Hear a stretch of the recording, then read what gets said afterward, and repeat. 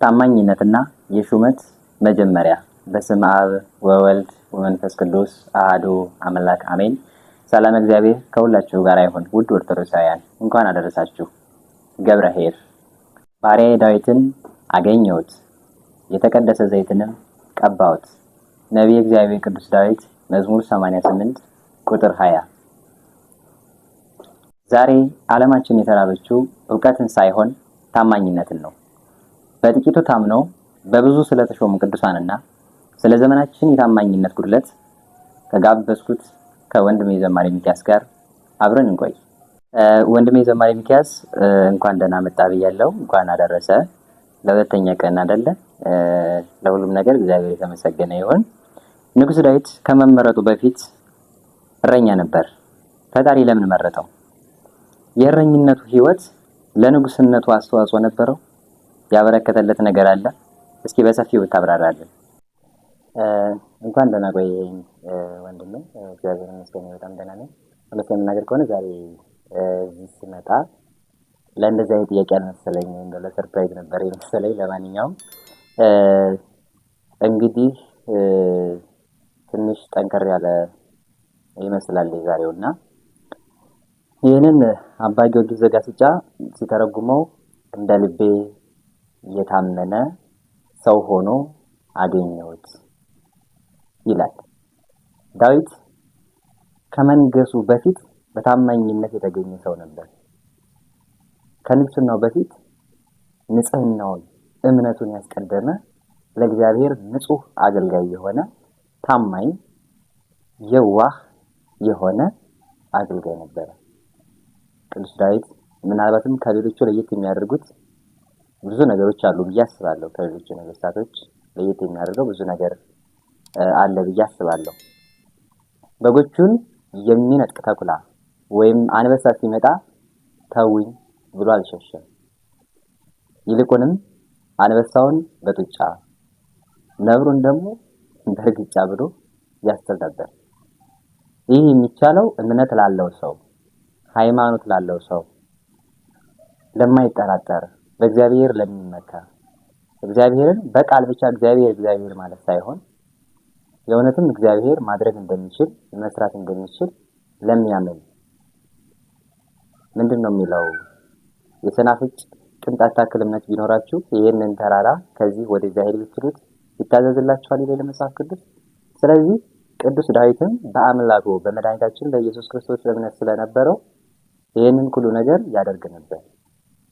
በዚህ ትውልድ ያለ አንድ ወጣት ተነስተ ይሄንን አንበሳ በጡጫ ይሄን ነብር በርግጫ በል ብትለው እግሬ አውጪ ብሎ እንደው እስካንተው ራሱ ሊያስበላ ይችላል እንጂ ምንም ሊያደርግ አይችልም። ይሄን ያክል የቀደምት አባቶቻችን ነገስታት ይሄን ያክል ጥንካሬ አላቸው፣ ይሄን ያክል እምነት አላቸው። እኛ ከዚህ ልንወስድ የሚገባው በጣም ትልቅ ነገር አለ። ሌላው አሁን ሲናገር ከአንበሳና ከድብ ያስጣለኝ እግዚአብሔር ከዚህ ፍልስጤማዊ እጅ ያስጥለኛል ብሏል። ዳዊት በትንሹ በበጎቹ ታምኖ ስለተገኘ ነው በታላቁ በእስራኤል ላይ የተሾመው። ሌላ ምንም የተለየ ነገር የለም። በእምነት የቆየ፣ በእምነት በጽናት የታዘዘ የተላከ ቢኖር ዳዊት ነው። በጣም የሚገርም ነው። ነገር ግን ዛሬ ላይ ስንመጣ ያንን የዳዊትን አይነት ታማኝነት እናያለን። ይሄ ትንሽ ከበድ ይላል። ዛሬኛ በድህነት ጊዜ ታማኝ እንመስላለን። ሀብት፣ ስልጣን፣ ዝና ሲመጣ ታማኝነትን እናቃልላለን፣ እንንቃለን ጭምር። መስረቅ ጀግንነት፣ መዋሸት ደግሞ ስልጣኔ እየመሰለን ዛሬ በምዕመናን ላይ የሚገዳደሩ ብዙ መንፈሳዊ ፍልስጤማውያን አሉ። ታዲያ በጎቹን ከተኩላ አፍ የሚያድን በሙስና ያልተዘፈቀ ጉቦ ዓይኑን ያላጨለመበት ታማኝ አገልጋይ የት አለ? ዓለማችን ዛሬ የምትፈልገው ሹመኛን ሳይሆን ታማኝ ሰው ነው። ምናልባት ስም ብቻ ይዘው የሆነ ደረጃ ብቻ ላይ ያሉ መስለው በሚጠቀሟቸው ሶሻል ሚዲያዎች ሊሆን ይችላል፣ በተለያዩ አማራጮች መስለው ከሚኖሩ ሰዎች ይልቅ ሆነው የሚኖሩ ሰዎችን እኮ ፈልጎ ማግኘት አሁን ላይ ከባድ ነው። እኛም ለዛ አልተዘጋጀንም እንደሆነ ታውቀዋለህ። ህሊናችን የሚከተለው በውሸት የተከበቡ ስም ብቻ ያላቸው ሰው ላይ በሐሰት በጀብደኝነት በተለያየ ነገር ተጽዕኖ መፍጠር የሚችሉ ሰዎች ብቻ ነው። ታዲያ እግዚአብሔር እኛን እንዴት ልቦናችንን ሊያበራልን ይችላል? ይሄ በጣም ከባድ ነው። ወደ ውስጥ ወደ ማንነታችን ስንመለከት የተሻለ ነው ብዬ አስባለሁ። መልካም። በታማኝነት ረገድ ቅዱስ ዮሴፍን እናነሳለን። የእሱ ታማኝነት ከሌሎቹ ምን ይለየዋል? ዮሴፍ የወንድሞችን ስንቅ ያልነካ በጲጥፋራ ቤት ታምኖ የተገኘ ድንቅ ሰው ነው።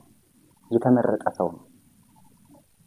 ታማኝነቱ በፈተና የተፈተነ የጌታው ሚስት ለዝሙት ጌታው ማለት የሚያገለግለው ጌታው ሚስት ለዝሙት ስትጠራው የሰጠው መልስ ግን ለዘመናት የሚኖር መመሪያ ነው።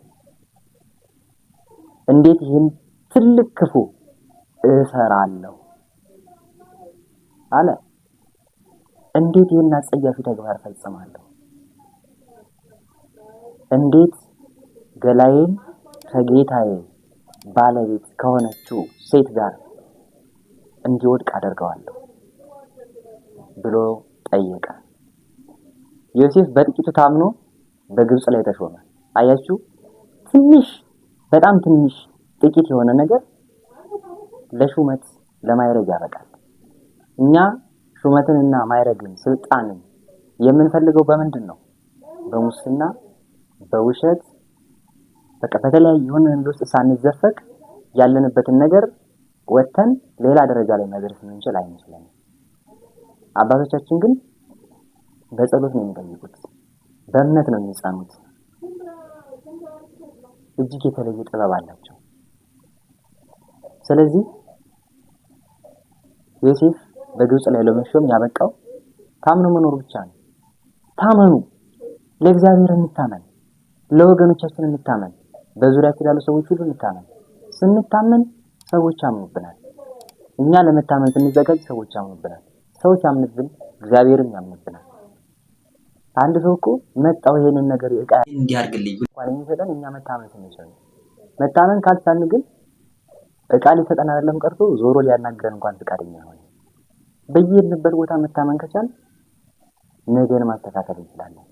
የስጋችንን ብቻ ሳይሆን የነፍሳችንንም ስንቅ ማዘጋጀት እንችላለን። እንታመን፣ እንደ ዮሴፍ እንታመን። ግድ የለም እንታመን፣ አንጎዳበት። አንድ መምህር አባ ገብረ ኪዳን እግዚአብሔር አምላክ ጸጋ ብቻ አባት ሲያስተምሩ የተናገሩት ነገር ሁልጊዜም ባይምሬ ይመላለሳል። ብጸድቅም ባልጸድቅም እንኳን ክርስቲያን ሆንኩ፣ ብናገኝም ብናጣም ታምነን ክርስትናችንን እንዳደበቀን ብንሄድ የተሻለ ነው። እኔ በዚህ አምናለሁ። እኛ ዛሬ በጥቃቅን ዕቃ እንኳን የምንታመን ሰው አይደለንም። የሚታመኑ ሰዎችንም ደግሞ አጥተናል። በጣም ትንሽ ነገር ሰጣችሁት አስቀምጣችሁበት ስትመለሱ የሆነ ነገር ምክንያት ሰጥቷችሁ ወይ እንዴ አብድሃል ልትባሉ ትችላላችሁ በሚገርም ሁኔታና ስለዚህ እነዚህ አይነት ነገሮችን እናስተካክል። ከራሳችን ጋር ነው እንታመን። ግድ የላችሁም።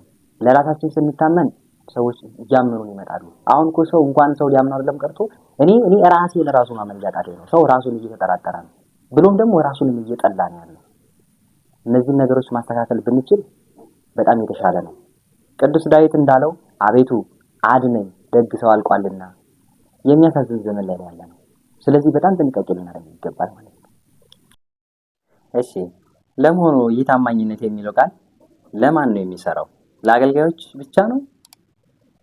በፍጹም ለሁሉም ነው። ለካህናት መንጋው በክህደት ሲጠፋ ዝም ካላችሁ ታማኝ አይደላችሁም። ለካህናት፣ ለአባቶቻችን፣ ለሐኪሞች ታማሚው እየተሰቃየ የምትዝናኑ ከሆነ ታማኝ አይደላችሁም። ይቀጥላል። አሁን ለነጋዴዎች ቅቤ በድንች በርበሬ በሸክላ አፈር ቀላቅላችሁ የምታተርፉ ከሆነ የምትነግዱት በሰው ህይወት መሆኑን አትርሱ። ብላችሁ ተመልከቱ።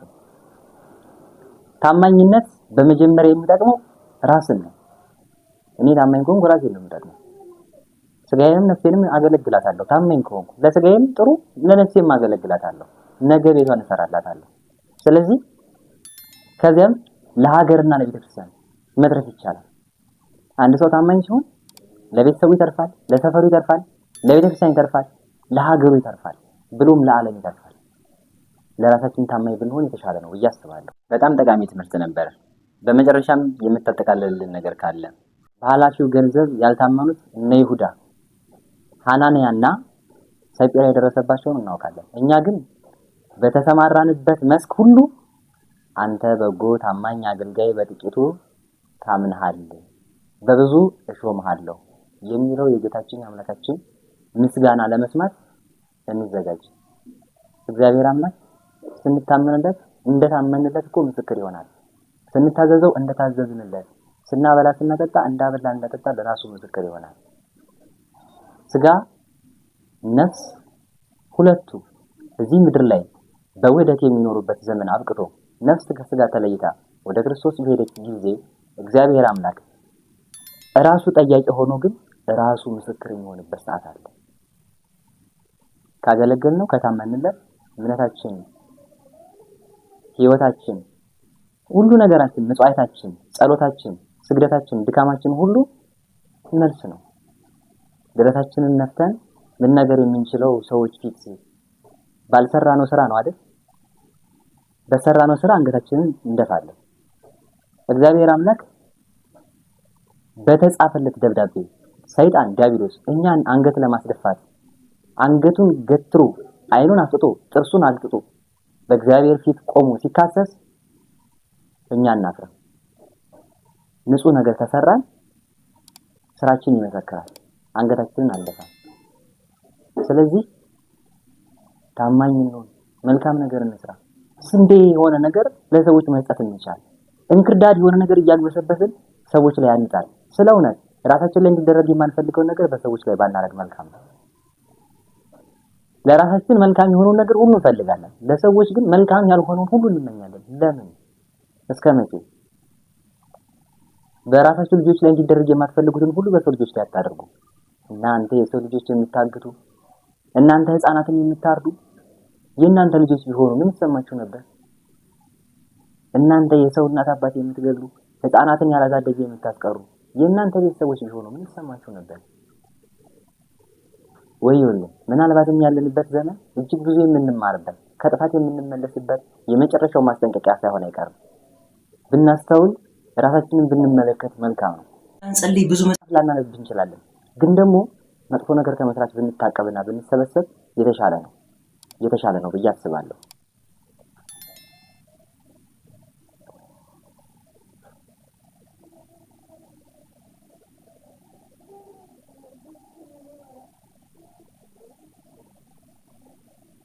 ፈጣሪ አምላካችን በታማኝነት እንድናገለግልና መንግስቱን እንድንወርስ ይርዳል። አምላካችን በታማኝነት እንድናገለግልና መንግስቱን እንድንወርስ ይርዳል። ከዚህ በላይ ሌላ የምለው ነገር አይኖርም። ልብ እንዲሰጠን መልካም የሆነውን ቃል እንድንሰማ እንዘጋጅ። እግዚአብሔር አምላክ ሀገራችን ኢትዮጵያን ሰላም ያደርግልን፣ ቅዱስ ቤተክርስቲያናችንን ይጠብቅልን፣ አገልጋይ ሊቃውንቱን፣ ምዕመናኑን ሁሉን እግዚአብሔር አምላክ ይጠብቅልን። የምናስበው ነገር መልካም የሆነው ነገር ሁሉ ለፍጻሜ እንዲበቃ መልካም ምኞቴ ነው። አመሰግናለሁ። በእውነት አሜን። ዘማሪ ሚኪያስ በእውነት ከልብ እናመሰግናለን ስለነበረን ቆይታ። እግዚአብሔር አምላክ ስሙ የተመሰገነ ይሁን። ተመልካቾቻችን በያላችሁበት ሰላም እግዚአብሔር ከእናንተ ጋር ይሁን እያል ይህ መርሃ ግብር ለእናንተ ፍሬ አፍርቶ ካገኛችሁት ሌሎች ወንድም እህቶቻችንም ይማሩበት ዘንድ በተቻላችሁ ሁሉ ኮሜንት፣ ሼር፣ ላይክ በማድረግ ሚዲያውንም እንደ አንድ መንፈሳዊ የቤተክርስቲያን ሚዲያ ልታበረታቱ ስንል በልዑል እግዚአብሔር ስም እናሳስባለን። ድጋሚ እስከምንገናኝ ድረስ ሰላማችሁ ይብዛ። የምትሰሩት የምትነኩት ሁሉ የተባረከ ይሁን። በቤታችሁ መንፈስ ቅዱስ ይሙላላችሁ። ሰናይ ጊዜ